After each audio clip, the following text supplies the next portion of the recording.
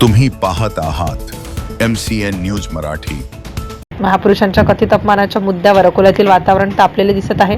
बहुजन समाज जागृती महासंघाच्या वतीनं आयोजित पत्रकार परिषदेत माजी मंत्री गुलाबराव गावंडे यांनी तीव्र प्रतिक्रिया व्यक्त केली। गेल्या काही वर्षात राज्यात महापुरुषांबाबत वादग्रस्त आणि आक्षेपार्ह विधान समोर येत आहेत, मात्र अनेक प्रकरणात अपेक्षित कारवाई होत नसल्याने समाजात नाराजी वाढत आहे।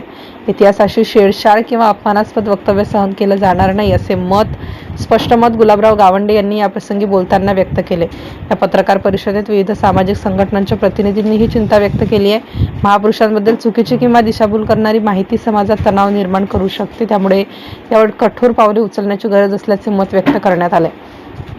अलीकडच्या काळात छत्रपती शिवाजी महाराज, डॉक्टर बाबासाहेब आंबेडकर, महात्मा फुले, सावित्रीबाई फुले तसेच संत परंपरेतील पुरुषांबाबत, महापुरुषांबाबत काही व्यक्तींनी केलेल्या वक्तव्यावरून वाद निर्माण झाला असून विविध संघटना आणि समाज घटकांनी त्यावर आक्षेप नोंदवला आहे। याच पार्श्वभूमीवर बहुजन समाज जागृती महासंघाच्या वतीने 7 मे रोजी सायंकाळी 6 वाजता अकोल्यातील प्रमिलाताई ओक हॉल येथे निषेध सभेचे आयोजन करण्यात आले आहे। MCN न्यूज मराठीकरिता मोहम्मद जुनैद, अकोला। पत्रकार परिषदचा काय उद्देश? येणाऱ्या 7 तारखेला एक जाहीर निषेध सभा आम्ही आयोजित केलेली आहे। विषय असा आहे की या 4-5 महिन्यामध्ये महाराष्ट्रामध्ये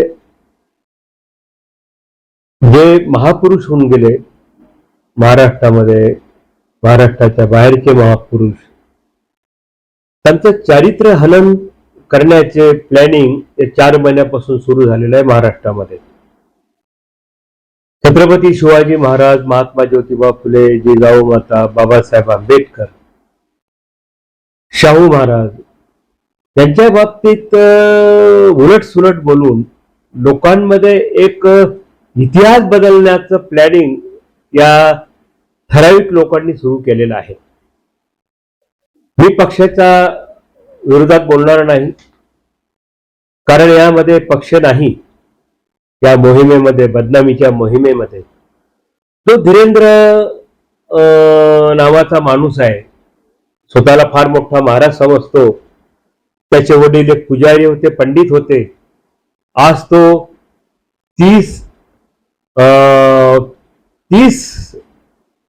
3,000 कोटीचा मालक आहे। 20 कोटी वर्षाचे तो कमावतो आणि लोकांना अंधश्रद्धेमध्ये टाकतो। विषय असा आहे की तू ठीक आहे, प्रवचन कीर्तन कर, पैसे कमाव, परंतु तो जे आमचं अस्तित्व आहे, जे महापुरुष आहेत, त्यांच्या बाबतीत तो उलटसुलट बोलतो। तो बोलला की शिवाजी महाराजांचे गुरु रामदास स्वामी यांच्याकडे गेले शिवाजी महाराज आणि म्हणाले, आता मी थकलो, हे सांभाळा तुम्ही। हे काहीतरी बोलणं आहे। शिवाजी महाराजची रामदासची भेटच झाली नाही, हा माझा पहिला मुद्दा। तो दुसरा आहे तो आनंद कोणी पांडे, उत्तराखंडचा, मध्य प्रदेशचा। शिवाजी महाराज लढाई लढलेच नाही, पेशवे लढाई लढले, शिवाजी महाराजांनी नाव करून घेतलं।